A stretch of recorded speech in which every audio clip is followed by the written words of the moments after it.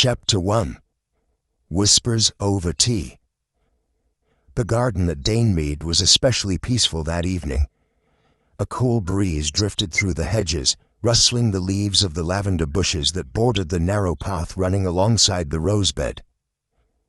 Miss Marple, wrapped in a pale shawl despite the season, sat beneath the arbor, knitting needles in hand, though her mind had clearly wandered far from her stitches. The sky wore the soft blush of late afternoon, and a few birds chirped half-heartedly as though already preparing for dusk.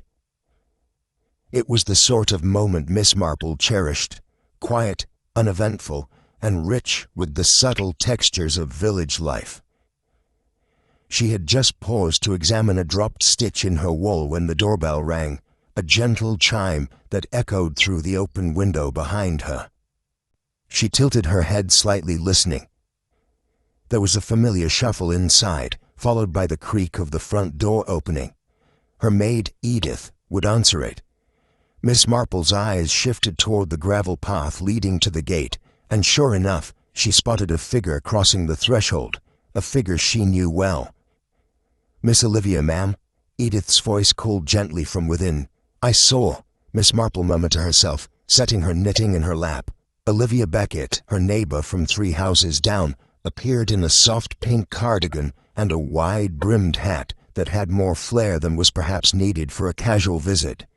She stepped into the garden like a whirlwind of words, her hands already gesturing before she'd even reached Miss Marple's chair. "Oh, Auntie," Olivia exclaimed breathlessly, using the term affectionately, though there was no relation between them. "You would not believe the morning I've had. Honestly, between the grocer mixing up my order again and Mrs. Cartwright's dog escaping into my flower bed, I swear I've been on my feet since dawn." She lowered herself into the seat opposite Miss Marple without waiting to be offered, and continued, barely drawing breath. Her words tumbled out, stories of shopkeepers' garden mishaps, the post arriving late, and a particularly long account of her husband's indifference to her new curtain fabric.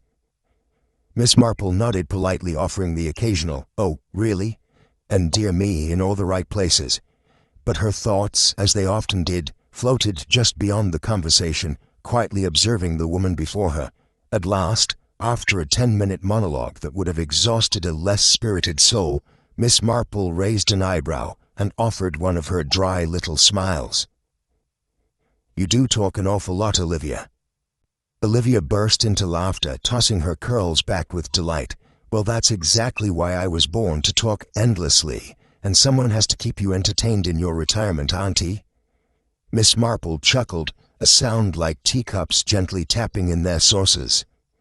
"Indeed, I can't say it's ever dull when you're about." The banter hung warmly in the air for a moment, but Olivia's mood shifted as she leaned forward, lowering her voice to a theatrical whisper. "Auntie, can I ask you something? What does a woman do when her husband just doesn't listen? I talk, and he barely lifts his eyes from the newspaper. I make suggestions, and he nods as if I'm background noise." Miss Marple folded her hands neatly in her lap, waiting. Olivia pressed on, her tone edging toward complaint. "And then there's Dr. William. Have you noticed him? Retired from the army, yes, but still upright as a sergeant major. But oh, how he dotes on his wife. He shops with her, asks her about every little decision, even what shoes to wear to church. I saw them picking out tomatoes at the market the other day, and he held her handbag while she counted change. Can you imagine? That's love, isn't it? Real love. I do wish my husband were like that." Miss Marple, thoughtful as ever, took a moment before replying. Her voice was soft, measured, never judgmental, but always precise. "Yes, I've never seen Dr. William without his wife, it's true. But I must say, Olivia, I don't think quite the same way as you do." Olivia's brows lifted. "You don't?" "No, not exactly," Miss Marple continued. "To me it seems a bit excessive. A person should have space, even in marriage. When 2 people are constantly together, constantly checking, consulting, accompanying, it may appear charming at first, but over time it can wear a little thin. One begins to lose one's own mind in a way, and without a little solitude, the soul can grow restless. Olivia gave an exasperated little scoff, though not unkindly. Oh, come on, Miss Marple. What wife wouldn't want her husband to be as attentive as Dr. William? Miss Marple smiled, but said nothing. Just then, Edith arrived with a silver tray, balancing a floral china teapot, 2 cups, and a plate of digestive biscuits. Olivia reached for a biscuit immediately, as if conversation alone had worked up her appetite. They drank tea in the quiet that followed, broken only by the occasional slurp or sigh from Olivia. The garden was growing dim now. The light had shifted from golden to grey. A robin perched nearby gave a final flutter of song before hopping away into the hedge. "It's getting chilly," Olivia said after a moment, rubbing her arms. "I suppose I should be heading back. Roger will wonder what's kept me." Miss Marple raised a brow but didn't speak. Olivia stood, brushing imaginary crumbs from her skirt, and offered a breezy "Good night, Auntie," before disappearing through the gate with a wave. Miss Marple watched her go, lips curved ever so slightly. Then, turning toward the house, she allowed herself a single thought, not unkind, just candid. How on earth does her husband bear it? She does go on rather, poor dear. With that, she returned indoors. The lamps were already lit, casting soft golden pools of light against the wallpapered walls of the dining room. She ate her dinner in comfortable silence. Simple fare, a bowl of soup and some cold ham with mustard, before retiring to her room upstairs. She moved with the ease of habit, folding her shawl, placing her knitting in its basket, and drawing the curtains. And as she lay back in bed, listening to the faint creaks of the old house, settling for the night, her thoughts briefly returned to Olivia, her endless chatter, her wistful glances at other people's marriages, her longing for something more. But Miss Marple had learned long ago that people often spoke most when they were most uncertain, and those who envied devotion in others were often the loneliest of all. With that she closed her eyes. Tomorrow, after all, was another day in St. Mary Mead, and who knew what little thing might stir beneath the quiet surface. Chapter 2. The Man Who Shopped Alone.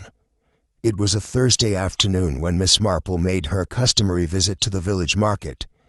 The sky was thick with grey clouds, and the wind carried with it a soft bite, gentle but persistent, the kind of breeze that coaxed scarves a little tighter and made people walk just a touch quicker between shops. St. Mary Mead was never truly busy, but there was a particular rhythm to the market on Thursdays, a slow hum of conversation, the rustle of paper bags, the clinking of scales behind the butcher's counter.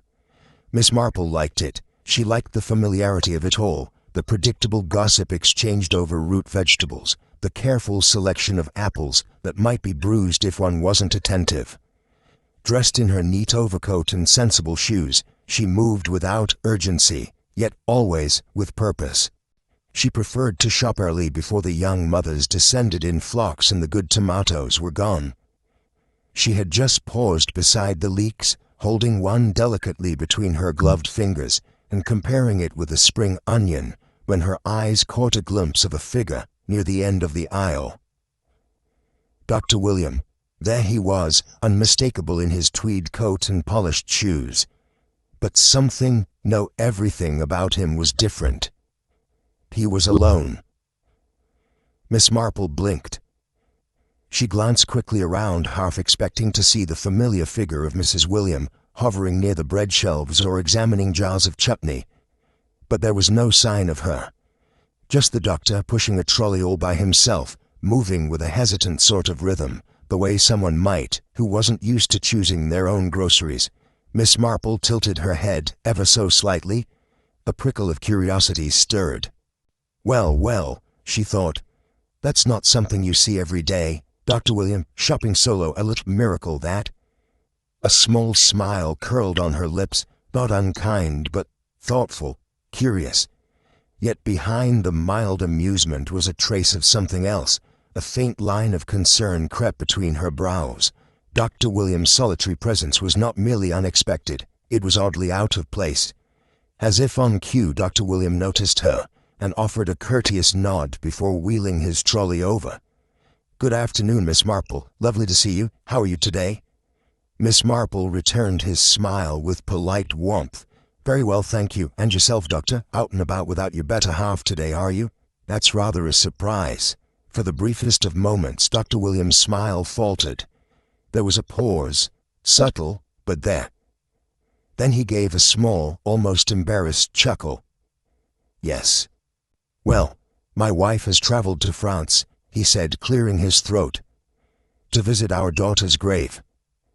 It's been just over a week now. I suppose I'm getting used to doing a few things alone again." His voice wavered at the end. Not dramatically, but enough to be noticed by someone like Miss Marple, who had long mastered the art of listening between words. His eyes, too, seemed a little red, as though from the wind, perhaps. Or perhaps not. She gave a soft, understanding nod and fell into step beside him as he resumed his shopping. They spoke idly of weather patterns, of late harvests and the butcher's rising prices, all very ordinary. Yet Miss Marple's attention was focused on details far more specific. She glanced discreetly at his trolley as he added to it. Frozen peas, a block of ice, more frozen goods, ready-made shepherd's pie, 2 tins of soup, a single apple. It didn't add up. For a man whose wife was away only temporarily, he wasn't buying the sort of things one might keep a kitchen ticking. There was nothing fresh but a token bunch of parsley, no milk, no bread, just cold, impersonal, practical food, easy to store, easier still to forget. She made no comment. At the checkout, Dr. William paid with his usual poise, offering a soft goodbye before heading out of the shop, groceries packed neatly into a cloth bag. Miss Marple watched him through the window for a long moment, standing beside the crate of discount parsnips. He walked slowly, shoulders slightly hunched, disappearing around the corner toward the street where the taxi rank stood. And then, with a quiet breath, she turned back to her own list. That evening, as the wind whispered against the windows of her sitting room and the sky had darkened into a deep indigo, Miss Marple returned home. Her maid had already drawn the curtains, and the lamps glowed gently behind lace shades, casting a soft warmth across the floral wallpaper. She had just removed her gloves and was reaching up to unpin her hat when the doorbell rang. Her maid, Edith, answered it, and in came Olivia Beckett, this time without her usual fluttering energy. She looked pale, her eyes wide, her coat half-buttoned, as though she had left the house in a hurry. "Miss Marple," she said in a breathy voice, stepping forward quickly, "I need to talk to you. It's urgent." Miss Marple gestured toward the armchair. "Of course, dear. Sit down. What's happened?" Olivia remained standing. "I'm fine," she said quickly. "It's not about me. It's about Dr. William's wife." Miss Marple's eyes narrowed slightly. "My husband spoke to me this afternoon," Olivia continued. "He said Dr. William's brother-in-law, his wife's brother, John, has gone to the police. He's filed a missing person report." Miss Marple straightened in her chair. "Missing? I thought she was in France." Olivia nodded anxiously. "That's the strange part. She was supposed to be. But John says he hasn't heard from her in over a week. No calls, no letters, nothing. And now nobody knows where she is." Miss Marple opened her mouth to ask a question, but just then the doorbell rang again. Edith reappeared a moment later. "Madam," she said gently, "it's Olivia's maid. She says your husband is asking for you at home, miss." Olivia blinked.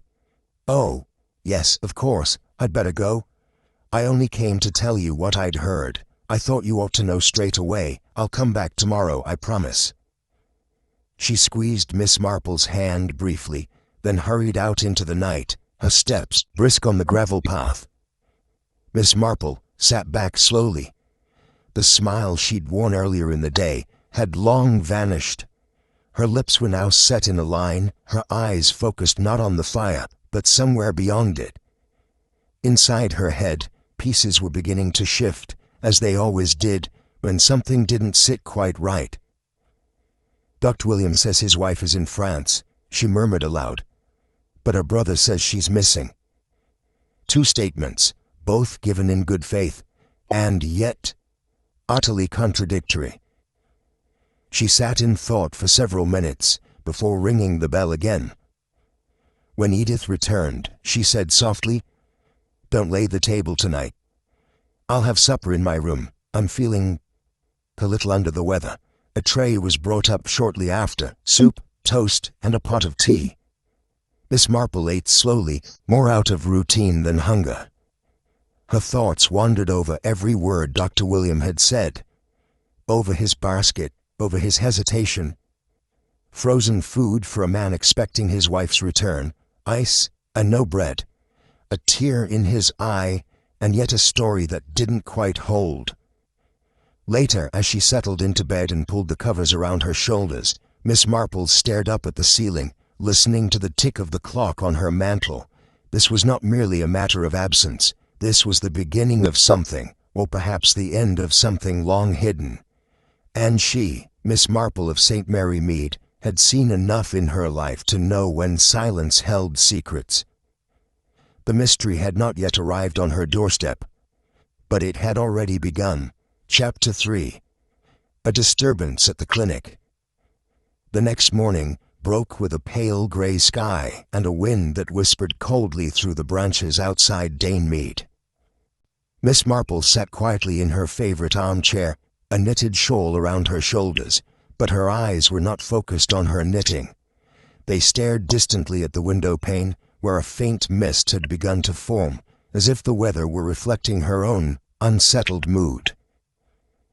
There was a heaviness about her that she couldn't quite explain, a certain sluggishness in her limbs, an unusual dullness clouding her normally sharp mind. Not pain exactly, but a gentle, persistent weariness that seemed to seep into her bones. She pressed a hand to her forehead and sighed. It would be unwise to ignore it. With quiet resolve, she rang the bell and waited for Edith, her maid, to appear. "Please set out something warm and sensible," she said softly. "I believe I ought to pay the doctor a visit." Edith, concerned but discreet, nodded and busied herself with laying out a neat wool dress, sensible shoes, and Miss Marple's old but trusted handbag. After changing and checking her appearance in the hallway mirror, Miss Marple wrapped her scarf tightly around her neck and stepped out into the crisp morning air.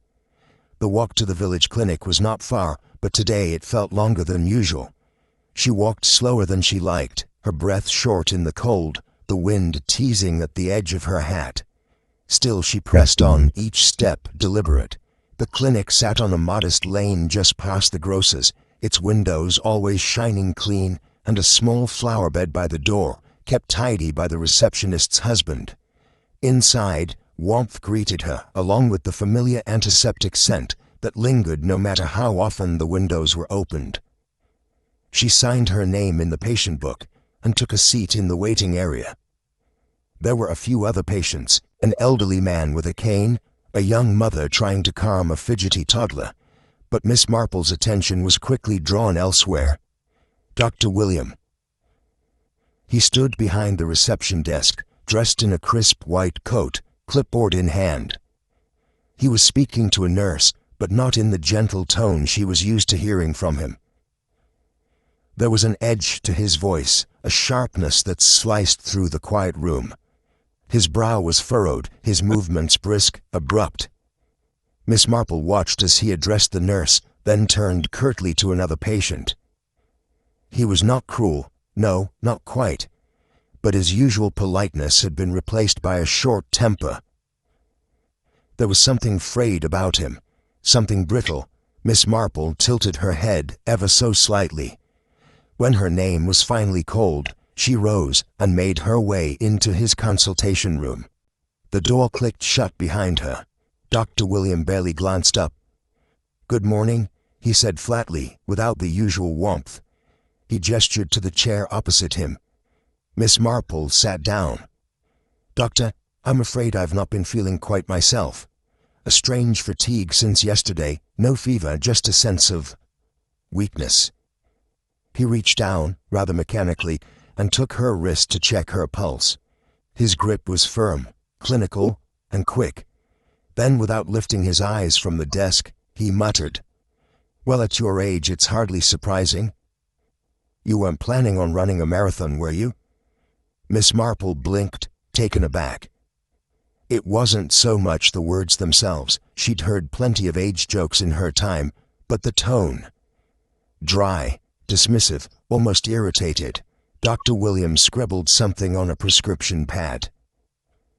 "I'm writing you a tonic. Take it for 3 days. If you're still feeling tired, come back. But honestly, it's nothing serious." Before Miss Marple could respond, a loud commotion erupted in the hallway. "Let me in. I need to speak to Dr. William right now." The voice was raised, urgent, unmistakably angry. Miss Marple turned toward the door just as it burst open. A man strode into the room, his face flushed with fury. It was John, Sophia's brother. His coat was unbuttoned, his boots muddy, and his eyes burning with accusation. "Where is my sister, William?" he barked. Dr. William stood up sharply, the color draining from his face. "I've told you already," he began, voice tight. "You've told me lies." John interrupted, stepping forward. "You said she went to France to see Ava. I wrote to Ava," she replied. "Sophia never arrived." Dr. William froze. There was silence, a long, tense silence. "What?" he said finally, his voice hoarse. "You're sure?" "But she told me, she said she was going to Ava's. She packed her things. She seemed so calm, so certain." John's voice rose again. "She's missing, and you're still pretending you don't know why." Dr. William looked genuinely stunned. His hands trembled as he braced them against the desk. "If she didn't go to Ava, then where is she?" Miss Marple sat silently, watching his every reaction, the disbelief, the fear, the raw confusion. It didn't seem feigned, not to her trained eye. By now the shouting had drawn attention. 2 nurses rushed in, followed by a uniformed security officer. "Sir, I'll have to ask you to step outside," the nurse said gently to John. He hesitated, glaring one last time at Dr. William, before allowing himself to be led out. A nurse brought a glass of water to the shaken doctor. "It's all right, sir. She'll be found. Everything will be all right." But Dr. William didn't speak. He sat slowly, looking down at the prescription pad he had abandoned mid-sentence. Miss Marple rose and walked over to him, her manner kind, her voice low. "I'm very sorry, Dr. William. If there's any way I can be of help, please don't hesitate to let me know." He nodded faintly, words caught in his throat. Miss Marple gathered her things and left the room quietly, her mind already racing. She returned home and asked Edith not to lay the table. "Bring my supper upstairs," she said. "I think I'll rest a while in my room." It was just past midday when a soft knock came at her door. "Madam," Edith said, "Inspector Leo is here. He wishes to speak with you." Miss Marple stepped out of her room, brushing a hand over her cardigan. Inspector Leo was waiting in the sitting room, hat in hand, his expression grave. "Good evening, Miss Marple," he said. "Good evening, Inspector. You've come about Sophia, haven't you?" He nodded. "Yes, I've just come from the station. We've checked airports, train stations, ferry terminals. There's no trace of her, no ticket booked, no passport scanned, nothing." Miss Marple listened silently. "It's as if she never left at all," he said, "which is why I was hoping you might come with me to Dr. Williams' house tomorrow, just to look around. Your eyes tend to notice what ours might miss." She paused, then nodded. "Of course I'll come." "Thank you," Leo said, standing. "I'll call for you at 10. That evening, Miss Marple ate quietly and read a few pages of her novel, though her mind wandered. She turned off her lamp, pulled the blankets up, and lay in the quiet dark. But sleep would not come. She kept thinking of Sophia, of the lie, of the tear in Dr. Williams' eye, and of the silence that always followed when someone vanished. Chapter 4. Tea Leaves and Cold Truths. It was an unusual sort of morning, the kind that feels different even before the kettle has boiled. The light had a flatness to it, gray and hesitant, and the wind pushed the trees without quite rustling them. There was a strange stillness in St. Mary Mead that didn't come from peace, but from waiting. And everywhere, in hushed tones and knowing glances, people asked the same question. Where had Sophia William gone? Some villagers whispered she'd left of her own accord, perhaps tired of life in a small village with an aging doctor. Others muttered darker things, a tragic accident, a secret affair, a forced disappearance. But no one knew. And the silence around her name was beginning to deepen into something more ominous. Miss Marple rose from her bed a little later than usual. Her limbs still ached faintly from the weariness of the past few days, but there was clarity in her mind now, sharp and searching. She took a hot shower, dressed in warm grays with a brooch shaped like a daffodil, and came downstairs with the poise of someone who had lived through enough grief and gossip to know when rumor deserved attention.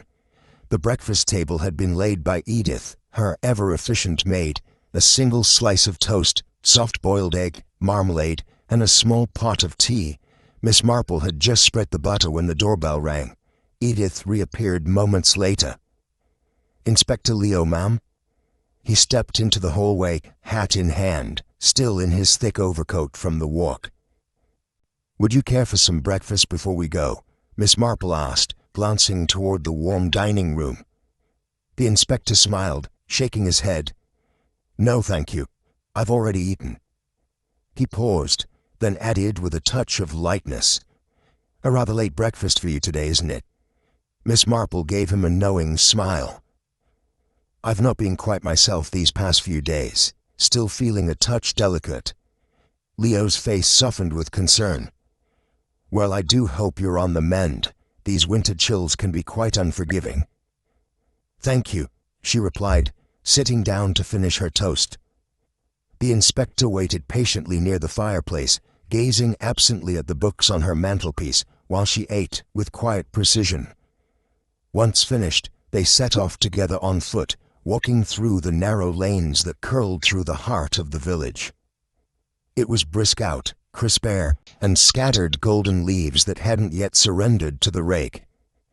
The villagers they passed nodded politely, but their eyes followed Miss Marple and the inspector a little longer than was usual. They knew where they were going. It took just under 15 minutes to reach the modest, ivy-covered cottage that belonged to Dr. William and his missing wife. It was neat, as always, the flower pots still in place, though no new blooms had been planted. Inspector Leo rang the bell. The door was answered not by a housekeeper or maid, but by Dr. William himself. He looked worn. The sharpness he had displayed at the clinic the day before had dulled into a kind of numbness. His hair was slightly disheveled, and he hadn't shaved that morning. He stepped aside silently to let them in. To Miss Marple's quiet surprise, he didn't lead them to the parlor or sitting room, but through the hallway and straight out to the back garden. The cold hit them immediately, biting, damp, and persistent. A low mist curled around the base of the garden wall, and the wooden bench where Dr. William had been sitting was still wet from morning dew. Dr. William sat down heavily, wrapped in a thick scarf and coat. He gestured for them to take the stone bench opposite. Miss Marple hesitated before lowering herself down. "Don't you think it's a bit cold to be sitting out here, Doctor? Surely the house would be warmer, especially as I'm still recovering." Dr. William gave a hollow laugh. "Every room in that house reminds me of her. Her shawl on the armchair, her teacups lined up on the tray, the smell of lavender on the upstairs landing. I couldn't bear to sit inside today. Out here, at least, I can breathe." He looked down for a long moment. "She made the most wonderful tea, her own blend, bit of cinnamon, a touch of lemon peel. When she returns, I'll invite you both for a cup." Miss Marple folded her hands neatly in her lap.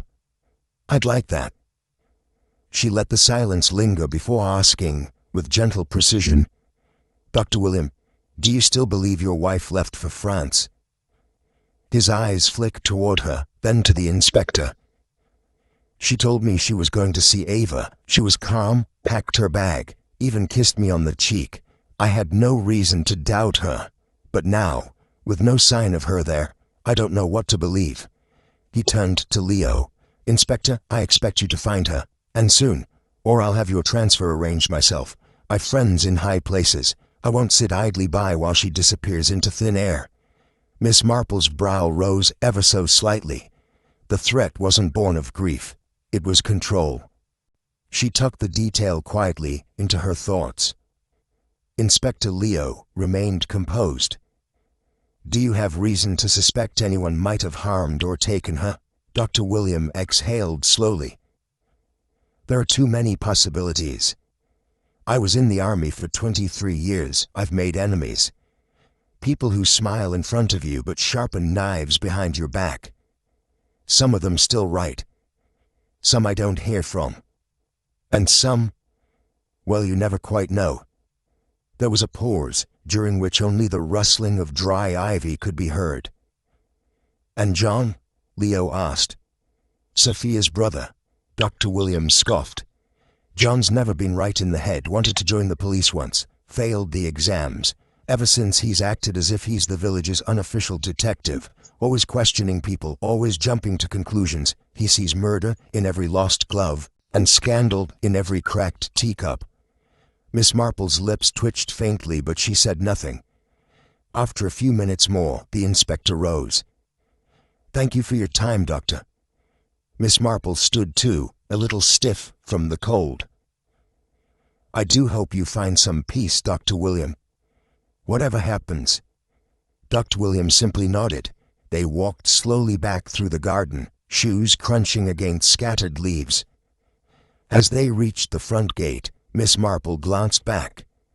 Dr. William had already resumed his seat, staring out into the distance like a man half vanished himself. The wind tugged at her coat as she stepped out onto the lane.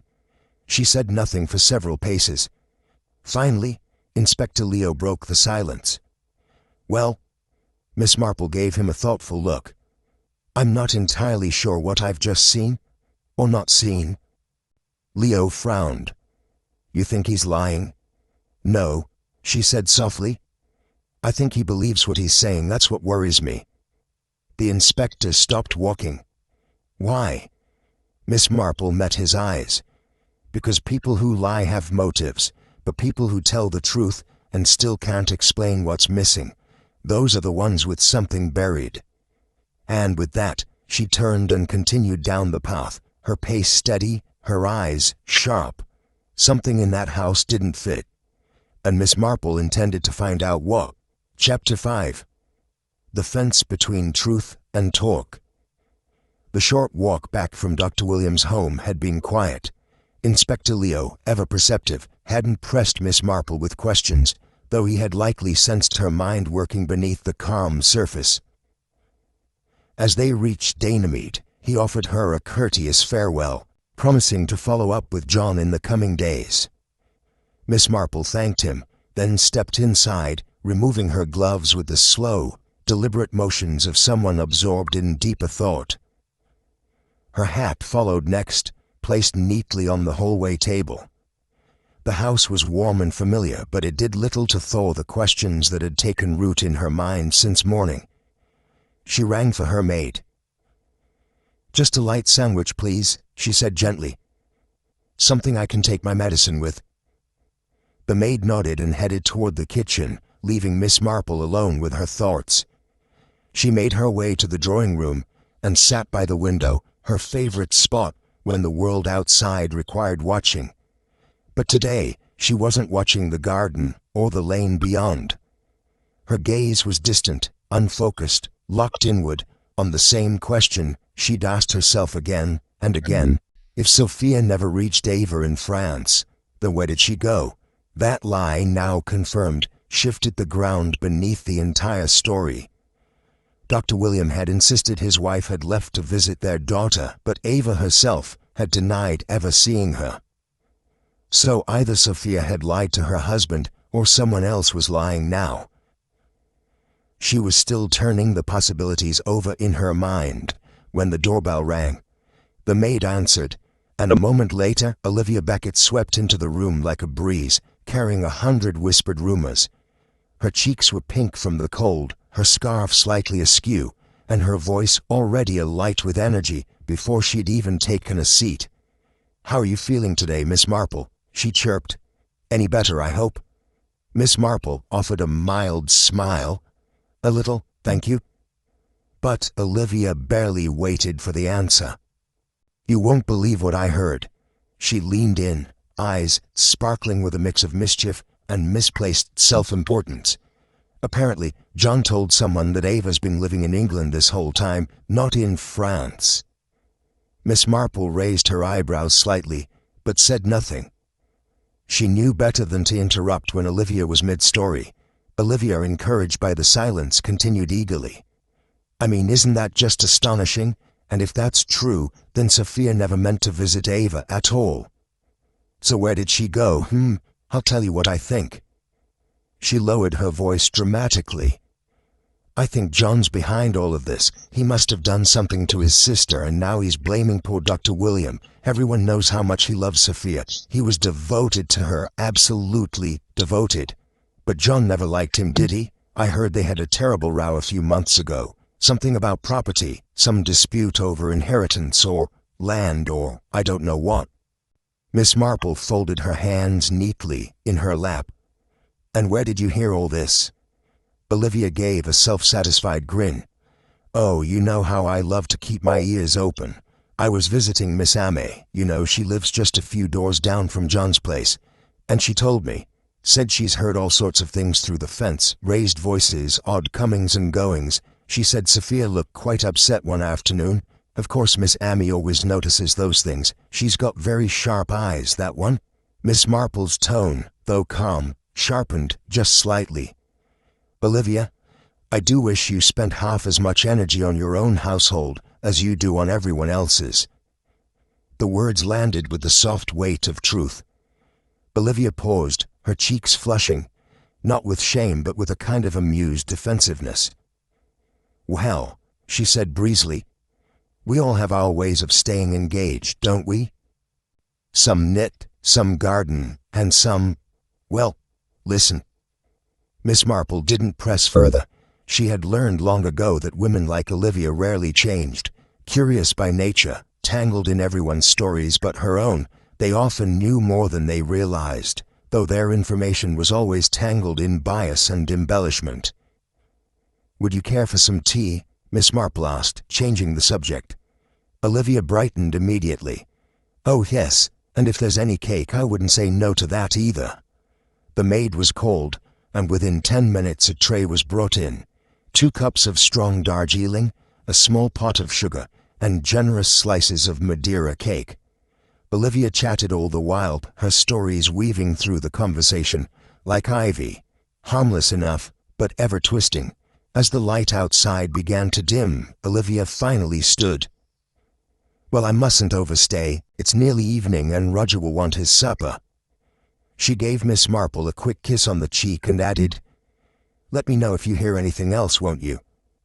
And with that, she swept out of the house as quickly as she had arrived, still talking to herself as she walked down the path.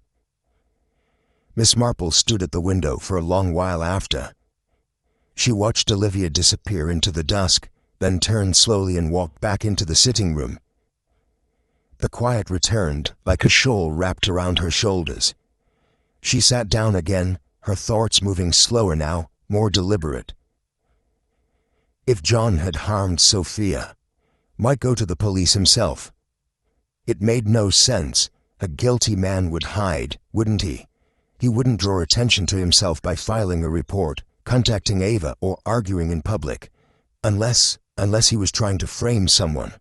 Or worse, genuinely desperate. But then, what if the lie didn't start with John? Miss Marple glanced at the teacups, the cake crumbs, the still warm fire. None of it brought her peace tonight. There were too many layers now, too many contradictions. She sat down to a modest dinner of soup and bread but barely tasted it. Her mind was too full. Later upstairs, she changed into her nightgown, tied her dressing robe, and said her evening prayer. But even as she lay in bed, eyes closed, The puzzle kept pressing at the back of her mind. Why lie about Ava's location? Why vanish without trace? Why the cold fury in Dr. Williams' tone? And most importantly, who benefits from Sophia's silence? Sleep came late that night, but before it did, Miss Marple made a quiet promise to herself. Tomorrow she would start asking different questions, the kind that real answers couldn't hide from. Chapter 6. Double Portions and Hidden Truths. The morning air in St. Mary Mead had an eerie stillness about it, the kind of silence that feels less like peace and more like something holding its breath. Shops opened later than usual, and the milkman, who normally whistled as he made his rounds, moved quietly, as though even sound might shatter the fragile tension blanketing the village. Miss Marple, though still recovering from the lingering fatigue of the past week, had made her way to the garden with her secateurs in hand. She clipped her rose bushes with slow, careful movements, the thorns sharp against her gloves, the scent faint but familiar. Tending to her flowers usually brought clarity, but this morning her thoughts drifted restlessly. Just then, footsteps approached along the path. "Good morning, Miss Marple," came Inspector Leo's voice, polite but heavy with something unsaid. She turned to find him standing by the gate, his expression more somber than she'd seen before. "There's someone I'd like you to meet," he said quietly. "Ava, Dr. Williams' daughter. She's staying with her Uncle John for now." Miss Marple paused for only a moment before removing her gloves and fetching her shawl. "Let me just take my hat," she said. They walked together through the village, the stillness following them like a shadow. Not even the birds seemed inclined to chirp that morning. As they turned a corner, the cottage came into view, modest, ivy-trimmed, and nestled beneath an overgrown cherry tree. John stood in the doorway as they approached, arms folded tightly, as if bracing himself. Inside, the sitting room had been made up for a guest, but Ava looked entirely out of place in it. She was seated on a chintz armchair, pale-faced, hands folded tensely in her lap. The circles beneath her eyes told of sleepless nights, and though she offered a polite smile as they entered, it didn't reach her eyes. "Miss Marple," the inspector said softly, "this is Ava." Ava inclined her head slightly. "Thank you for coming. Well, I'm not sure what to make of anything anymore." Miss Marple gave her a reassuring look. "Then perhaps it would help to begin with what you do know." Ava nodded, her voice calm but edged with emotion. "I spoke to Mama just a few days before all of this. She told me she was coming to France to see me. She sounded calm, happy even. We didn't talk for long, but I was expecting her." She swallowed hard. "I waited the entire day. She never came. No letter, no message, nothing. At first, I thought perhaps she'd been delayed. But days passed, and then I received a letter from Uncle John, asking how Mama was. That's when the panic started, because she'd never arrived."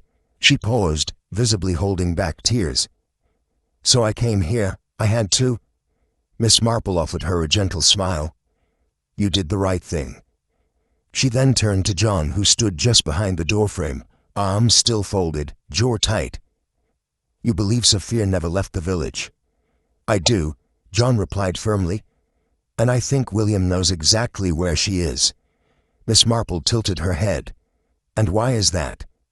"Because every time I went to the house asking to speak with him or offering to help, he made excuses, said he was busy or unwell, or just didn't open the door at all.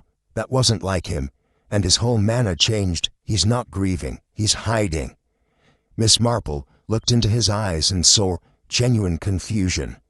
And something else, exhaustion, the sort of mental weariness that only grows when truth seems just out of reach. "Thank you," she said softly, and stood. "I believe I've heard what I needed." Outside, the winter sun had broken through the clouds. Inspector Leo, ever the gentleman, offered his arm. "Come on, Mom, let me take you for a treat. You look like you need something sweet." Miss Marple smiled faintly. "That's kind of you, but I don't think—" But Leo was already guiding her towards the nearby superstore. "Just a sip," he said. "It's my favorite juice, new flavor. I've been recommending it to everyone." As they approached the stall, the automatic doors parted with a hum, and Miss Marple stopped in her tracks. Dr. William was inside, near the frozen aisle. He hadn't seen them yet, but the moment his gaze lifted and fell upon their figures, his expression darkened. There was no welcome in his eyes, only annoyance. He gave a stiff nod, then returned to pushing his trolley. Miss Marple's eyes drifted to the contents of his basket. She saw blocks of ice tucked beside ready-made meals, and then something that made her pause. 2 bottles of juice, 2 slices of cake, 2 small boxes of sandwiches, 2 of everything. A man living alone did not shop in pairs, but she said nothing. Dr. William passed them without a word, paying quickly at the till before disappearing through the exit with a speed that betrayed discomfort. Inspector Leo, still cheerful, fetched 2 juice bottles from the chilled shelf and handed one to Miss Marple. "It's cranberry and elderflower," he said. "Lovely on a cold day." She took a polite sip, then lapsed into silence. "Not a fan?" Leo asked. Miss Marple shook her head absently. "It's pleasant, just quite a lot to think about, that's all." Leo studied her. "You're still not feeling well, are you?" "No," she said softly. "Not entirely. I'll take you home." They left the store and walked back in silence. Miss Marple was quiet the entire way, save for one moment when she looked up at the clouded sky and murmured, "He bought 2 of everything, you know." Leo glanced over, puzzled. "Dr. William?" She nodded, but didn't elaborate. Back at Dane Mead, the house was warm and comforting as always. The maid brought in a fresh pot of tea, and Miss Marple declined food for the moment. She removed her coat, folded it over the banister, and sat down in her usual chair by the fire. The flames flickered softly. She didn't knit, she didn't read. Instead, she reached for the small, worn, leather-bound diary she kept in a drawer near the hearth. She opened it to a clean page, took her fountain pen, and began to write. Her notes were neat, concise. Ava confirmed Sophia was coming to France. John's letter proves he believed she had already gone. Dr. William avoids John, behavior cold, dismissive. 2 of everything in his shopping, for whom? Juice, cake, sandwiches, nothing matching a man's habits alone. She paused, pen hovering above the paper. Then she wrote one final line. If Sophia never left the house, was she ever meant to? And with that, she closed the diary, extinguished the lamp, and sat in the silence once more. Answers were beginning to form. But the truth, she knew, would demand much more than observations. It would demand the question no one had yet dared to ask. Chapter 7. The House of Silence. The morning air was unusually still. Even the birds in St. Mary Mead seemed hesitant to chirp, as though the weight of unspoken truths hung too heavily upon the hedges and chimneys of the village. Miss Marple, ever a woman of quiet decisiveness, stood at her writing desk and penned a brief note. Within the hour, Inspector Leo arrived at her door, his brow lifted in curiosity. "You wanted to see me, Miss Marple?" She turned, her expression calm but deliberate. "Yes, Inspector. I believe it is time we visit Dr. William, and I would like Ava and John to come along as well." The inspector hesitated only a moment before nodding. Something in her tone suggested the end of a long thread was near. By midday, the group assembled and made their way through the winding village lanes. John walked with a clenched jaw, his posture rigid with anticipation. Ava moved more slowly, her eyes shadowed and hands clasped tightly in front of her. Miss Marple, wrapped in a wool shawl despite the mild temperature, was silent but alert. When they reached the familiar ivy-draped house, The garden looked more overgrown than before, as if the world within had been forgotten by time. The doorbell rang once, then twice, then a third time. Finally, the door creaked open. Dr. William appeared, his face paler than usual, and his hands gloved in thick rubber. He blinked at the visitors as if pulled from some distant dream. "You've brought them here at this time?" he asked dully. "Well, you might as well come in." He stepped aside without grace, and the group filed inside. Miss Marple's eyes swept the room as they entered. On the small table near the hearth, she noticed 2 cups of tea, steam now gone cold. Beside them, 2 plates, each with a half-eaten slice of cake, 2 forks, 2 glasses, everything arranged for 2. It was disturbingly domestic. They sat for only a few moments. The silence felt oppressive, made heavier by the strange stillness of the house. Then Dr. Williams stood abruptly. "You should all leave. My wife is resting. She needs her sleep." Ava rose too, her voice trembling, but firm. "Where is she? Where is Mama?" Dr. Williams' gaze didn't shift. "She's in her room resting. Please don't disturb her." But it was too late for restraint. Inspector Leo motioned to Ava and John. They all rose and began walking toward the hallway. Dr. Williams stood frozen at the archway, but he made no move to stop them. His lips trembled, but no words came. Miss Marple, with slow and measured steps, entered the bedroom first. It was dimly lit, curtains drawn tight against the daylight. The room smelled faintly of disinfectant and something metallic. In the far corner, tucked beside a cabinet, stood a large ice box. Its lid was not completely closed. Inspector Leo stepped forward and lifted it. Inside lay the lifeless body of Saphir, preserved unnaturally in the chilled confines. Her face was pale, peaceful, yet undeniably still. Ava gasped and stumbled backward, covering her mouth. John reached for her shoulder, steadying her, even as he himself looked stricken. Dr. William had followed them in, his tone flat and disturbingly detached. "Please don't wake her. She's sleeping." Inspector Leo turned, his voice sharpened by sorrow. "She's not sleeping, Doctor. She's gone." The silence that followed was unbearable. Miss Marple stepped away, her expression unreadable. Dr. William blinked. "She was going to leave me, said I was too rigid, too obsessive, said the army had changed me. She didn't like the order, the sameness, the structure. She said she needed air, space, freedom." His voice faltered. "She was packing. She looked final, like she'd made up her mind. I panicked. I picked up the walking stick by the fireplace. I only meant to stop her. I struck her once, just once. She fell." His eyes welled with a strange mixture of pride and horror. "I thought she would wake up. I thought, if she rested, she'd remember what we had. I kept her close. I served her tea. I spoke to her. She'll come back. I know she will." Inspector Leo moved quickly and slipped handcuffs from his coat pocket. "Dr. William, you are under arrest." The doctor didn't resist. He stood as though the command barely registered, as though he was still in the garden, pouring tea into 2 cups and waiting for Saphir to smile. On the way out, Miss Marple leaned slightly toward the inspector and whispered, "He needs help, not punishment." Leo gave a brief nod.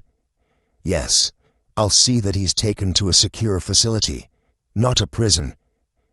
As the police vehicle pulled away from the once orderly house, Miss Marple stood at the gate for a long time. John and Ava lingered beside her. Ava wiped her eyes, though tears had long stopped falling. "He loved her," she said faintly, "in his own way." Miss Marple's gaze remained on the house. "Yes, but love without space can become a cage." With that, she turned back toward the village, and the house behind them remained still, silent, and terribly empty. Chapter 8. The Stillness After the Storm. When the news of Dr. Williams' arrest spread through the village, a hush seemed to fall over St. Mary Mead. No one spoke above a whisper, and neighbors eyed one another with uneasy expressions.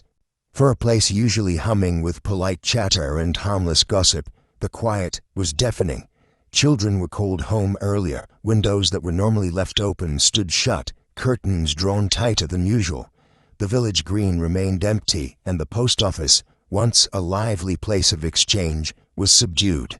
It was as though the whole village had been forced to look inwards, startled by the darkness that had briefly made a home among them. A few days later, as the winter sun cast long shadows on the garden paths of Mead, Inspector Leo arrived to pay Miss Marple a visit. She was seated in her favorite chair by the window, her knitting in her lap, though her hands remained still. The inspector greeted her softly and took a seat across from her. "We've sent Dr. William to a mental institution," he said, voice solemn. "The doctors there will assess his condition, but I don't think there's any doubt. Sophia's body has been released after post-mortem. She'll be laid to rest in her family's village tomorrow." Miss Marple nodded, her expression unreadable. She folded her hands neatly. "A tragic end for both of them," she said quietly. Leo studied her face for a moment before asking, "Tell me something, Miss Marple. How did you know Sophia was still in the house, and that Dr. William had lost his mind?" Miss Marple exhaled gently, her eyes resting on the bare rosebush just outside the window. "Several things," she began, "little things really. His behavior was growing stranger by the day. He spoke of her in the present tense. And then there was the ice." Leo leaned in slightly. "The ice?" "Yes," Miss Marple replied. "He was buying excessive amounts of it even though it was the middle of winter. That struck me as odd. It wasn't for drinks, not in that quantity. And there was also the faint smell of camphor and formalin about him, a particular combination of preservatives used to delay decay. He was preserving her body to stop the smell from betraying the truth." The inspector shook his head. "He must have snapped." "Yes," Miss Marple said. "I believe he broke the moment he realized he could no longer control her. That level of possessiveness disguised as affection can be a dangerous thing." Just then, the front doorbell rang. The maid answered it, and a moment later, Olivia entered the sitting room. She looked pale and unsettled, her usual cheerfulness dulled. Her hands clutched the strap of her handbag tightly. "Oh, Miss Marple," she began, breathlessly. "It's all just too awful, isn't it? I can't believe it. I mean, he seemed such a decent man, and to think he could do that to his own wife." Miss Marple gave her a steady look. "Tell me, Olivia, do you still wish for a husband who loves you the way Dr. William loved his wife?" Olivia blinked, visibly startled. "No," she exclaimed, "absolutely not. My husband might be a bit clumsy and simple, but he's sweet and kind. I'd rather have peace than obsession. I don't want to be watched every minute or judged for needing air to breathe. No, thank you." Miss Marple's expression softened. She gestured toward the table. "Will you have some tea?" Olivia shook her head. "Not tea today. Coffee, if you don't mind. I think I need something stronger." Miss Marple gave a faint, amused smile. "Oh dear," she said, almost to herself. "What will become of you?" She turned toward the doorway and called to the maid. "Tea for the inspector, and coffee for Olivia, please."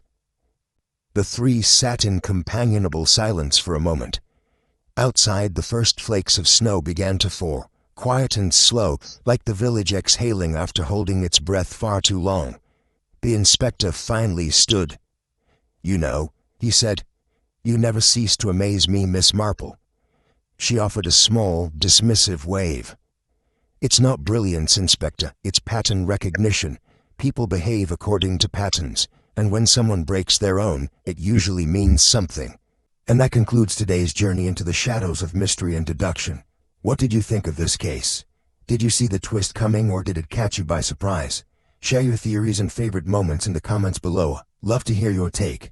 And if you're craving more thrilling detective tales, don't forget to like this video, subscribe, and hit the bell so you never miss the next mystery. Until then, stay curious. The next clue might be closer than you think.